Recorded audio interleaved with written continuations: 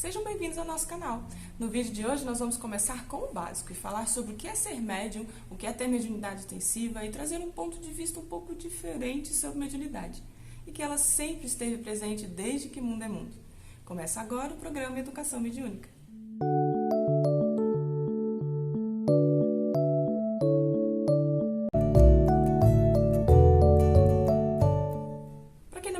Eu me chamo Michele Haddad, sou dirigente do Espaço Florescer, no Centro Holístico Universalista em Brasília. Sou terapeuta holística e adivinhe só, médium. O que me motivou a trazer esse assunto ao canal foi primeiro a necessidade de muitas pessoas que eu atendo, que frequentam aqui o Flor e que me pediram para que a gente falasse sobre esse assunto.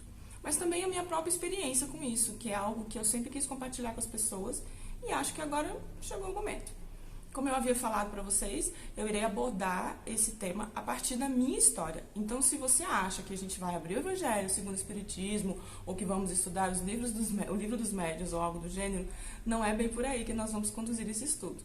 Não quer dizer, tá, que a gente não vai falar de embasamentos científicos, nem que não vamos citar estudos e livros, pois é importante, mas eu prefiro tratar do assunto de uma forma mais natural e prática para mim, e nada mais fácil do que eu falar de mim mesma. Então eu espero que você goste e que a gente passe um bom tempo juntos por aqui. A minha relação com a espiritualidade começou muito cedo. Desde muito nova, sempre tive contato com esse universo. Porque minha mãe era terapeuta holística e universalista, e foi através dela que eu comecei a conhecer tudo isso. O primeiro contato que eu tive com algo mais espiritual ligado ao universo holístico foi ainda pequena, quando minha mãe se tornou sannyasi, que são aqueles seguidores de Osho, que naquele tempo era vivo ainda. E com ela eu tive o primeiro contato com mantras, meditação, expansão da consciência, essas coisas. E daí em diante nós fomos viajando por esse universo juntas. Ela praticava biodança, por exemplo, e me levava com ela. Ou seja, para onde ela ia, lá estava eu também.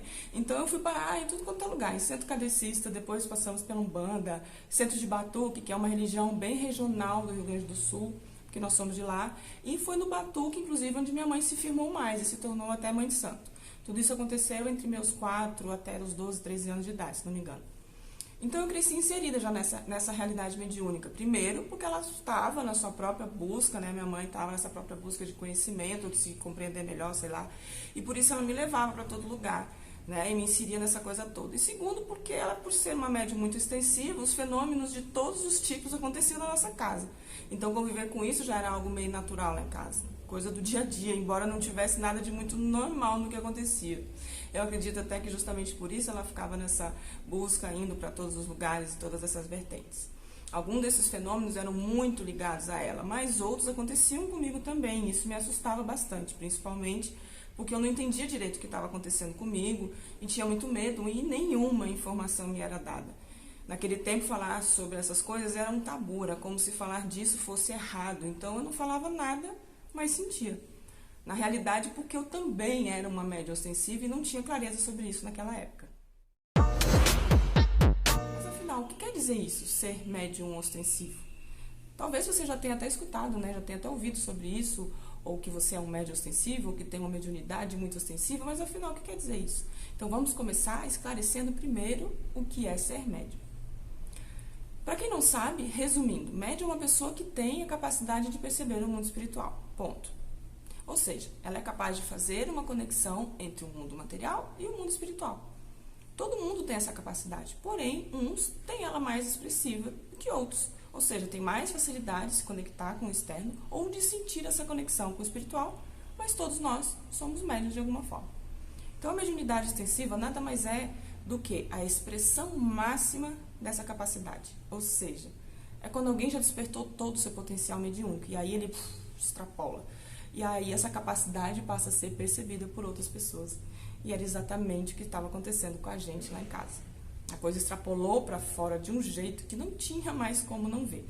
Era a lâmpada que estourava, coisa que se moviam, barulhos estranhos em casa, vozes, seres que a gente via, cheiros estranhos, sonhos estranhos e até desmaios. Eu mesma vivia desmaiando e dando susto em todo mundo em casa e desmaiava até na rua. Então, pessoas que são médiums, elas sentem tanto a influência das energias do plano espiritual que podem sim apresentar, inclusive, sintomas físicos, como o desmaio, por exemplo, no meu caso.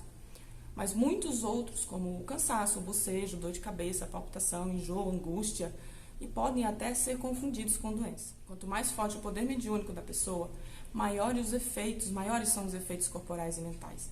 E aí a gente entra num campo bem interessante que iremos falar no próximo vídeo, que é a relação que existe entre doenças mentais e mediunidade.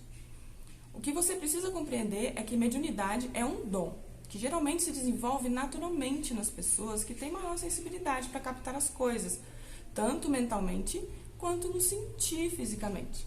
É um dom, assim como você pode ter o dom da música, do canto, da fala, do ritmo, da dança, e você tem o livre-arbítrio de escolher se quer desenvolver esse dom ou não.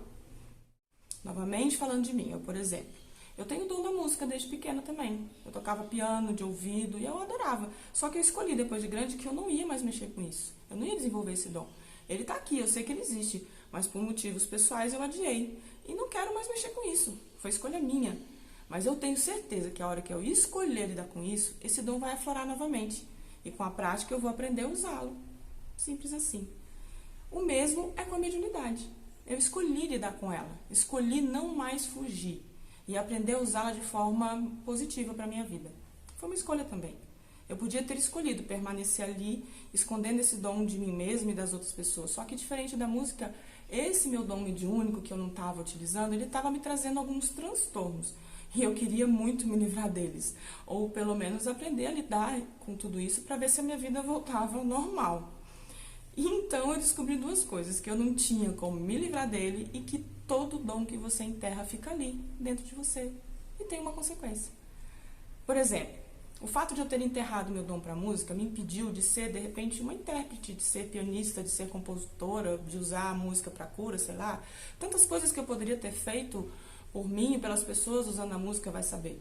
Não ter usado meu dom me trouxe isso como consequência, por exemplo. Eu nunca vou saber o que eu poderia ter sido. Ok, convivo com isso numa boa e vida que segue. Só que cada pessoa tem um resultado, uma consequência. Outros mais expressivos, outros menos, mas todas as nossas escolhas têm consequências. E todo dom enterrado dentro de nós, ele vai querer brotar de alguma forma e existir. A música queria tanto ser viva em mim que ela passou para o meu filho. E hoje ele é um tocador de tudo, não só de piano. Ou seja, o dom ele é vivo dentro de nós. Ele vai dar um jeito de continuar existindo, de se fazer ser. E baseado nisso eu quero deixar uma dica para você hoje. Não luta mais contra esse dom. Se você se identificou com esse vídeo, se você é médium também, experimente ao invés de resistir, simplesmente procurar aprender sobre ele, estudar sobre ele, treinar, conhecer. Faça as pazes com a sua mediunidade. Ela não é esse bicho de 7 cabeças que parece. O primeiro passo para que tudo fique bem é você aceitar que ela está aí, faz parte de você. Esse foi o primeiro passo que eu tive que dar para conseguir mudar a minha história, que era cercada de medos, inseguranças, depressão, remédio, psiquiatra, tudo porque eu tinha tanto medo de mexer nessa área que eu tentava de todo jeito suprimir esse dom. Mas nesse caso eu só adoecia mais. Lógico, era medo misturado com falta de conhecimento, misturado com mais um monte de outros fatores que eu vou falar para vocês depois, no próximo vídeo. Mas o fato é, eu só consegui me libertar quando eu disse sim pro meu dom. Tem muita gente que diz em algumas doutrinas que se você escolheu, que você escolheu isso em outras vidas, ou dizem que se você é médium é porque você tem que pagar por algo que você fez de ruim, etc. Eu não quero entrar nesse mérito, nem discutir aqui se está certo ou errado esse ponto de vista. Eu só acho que tudo isso traz um peso tão grande para algo tão interessante e bonito que a gente tem, então eu não acho leve transformar um dom em um castigo em algo punitivo. Talvez seja até essa visão que tem feito as pessoas terem tanto medo da sua mediunidade. No meu ponto de vista, e é só uma questão de opinião, tá bom? Eu acho que fomos presenteados com isso, porque a espiritualidade precisa de trabalhadores e ponto. Porque ela precisa se manifestar aqui de alguma forma, para trazer evolução, crescimento, cura, e somos um canal para isso. E ponto. Eu me sinto honrada por poder ser esse canal. E se formos analisar, parar para pensar um pouquinho e olhar alguns fatos históricos por aí, nós iremos perceber que o dom da mediunidade é tão antigo quanto o mundo. Vamos lá, usando aqui só o pensamento racional e deixando de lado crença das outras religiões, quebrando paradigmas, saindo do tradicional, tá? E falando só dentro do que se falou hoje sobre mediunidade, que médium é todo aquele que tem facilidade em se comunicar com o mundo espiritual. Partindo disso, então, seria correto dizer que os profetas eram médiuns? Maria, a mãe de Jesus? Os apóstolos? Joana d'Arc? Ainda mantendo o mesmo raciocínio, vamos combinar, né, que experiências no mínimo estranhas são relatadas na Bíblia, que por sinal foi escrita por canalização, que é um dom mediúnico. Maria batia papo com anjos, isso para mim é coisa de médium. Jesus conversou com Abraão, que já tinha morrido. Normal, coisa de médium. Eu quero deixar bem claro aqui que eu não quero ser polêmica, nem desrespeitar a Bíblia ou religião de ninguém. Eu estou só trazendo outro ponto de vista. Nesse caso de Maria, por exemplo, ser médium foi uma bênção para toda a humanidade. Porque já que ela ouviu e aceitou o que o anjo disse, o Mestre Jesus veio ao mundo. Aí nesse caso foi bênção, foi aceito, foi certo, foi normal. Então por que no nosso caso é punição? Ou é uma maldição? Ou é demoníaco? Portanto, no meu ponto de vista, quando esse dom se manifesta em outras pessoas, é o mesmo princípio. É a espiritualidade, é Deus ou anjo, ou seja lá o que for, que também está querendo fazer de você um canal para fazer algo de bom pela humanidade. É tão simples, né? Então eu repito para você, faça as pazes com a sua mediunidade. Esse, sem dúvida nenhuma, é o primeiro passo para você conseguir lidar com ela de uma forma mais tranquila. Pare de lutar e não tenha medo. Você só está sendo escolhido para poder usar seu dom em prol de algo bom para as pessoas. No próximo vídeo nós iremos falar um pouco mais da minha história e bater num ponto muito interessante, como eu já falei lá no início, que é a relação da mediunidade e as doenças mentais. Então se inscreve aí no canal, aperta o sininho aí, porque esse vídeo você não pode perder. Principalmente você que tem um diagnóstico de transtorno mental, não deve perder.